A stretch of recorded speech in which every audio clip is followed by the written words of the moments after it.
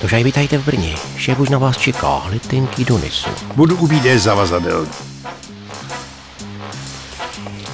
Nemyslíš si, že si budeš užívat z Blue Style? To si skutečně nemysli. Nikam na dovolenou nepoletíš.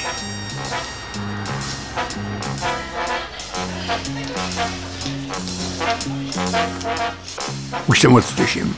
Letenky máte? Samozřejmě, přinese můj agent.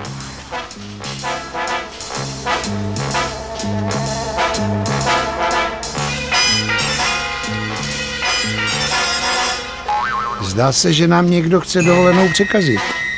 Letiště Brno-Tuřany. Konkurence? Připravte se k odletu do destinací Zjistím to. cestovní kanceláře Blue Style. Řecko, Španělsko, Turecko, Tunisko a Egypt.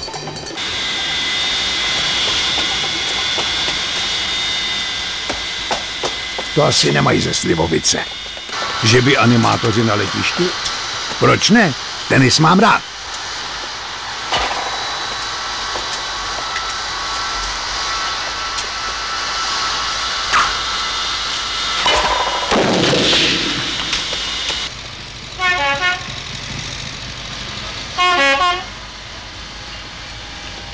Přineste rychle nosítka.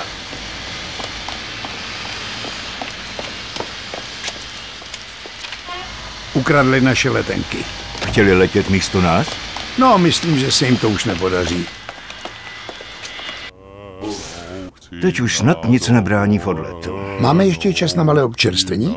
Zvu vás na sklenku moravského vína a uzené s okurkou. Výborná místní specialita. Pardon.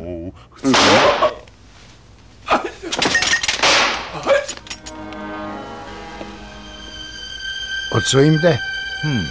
Nepřejí nám to. Já tomu nerozumím. Vysvětlím vám to. Z brněnského letiště můžete letět na dovolenou s Blue Stylem, kam se vám zachce. Chci někam k moři. Výborně. Půjčím vám katalog. Nabízejí nejoblíbenější destinace.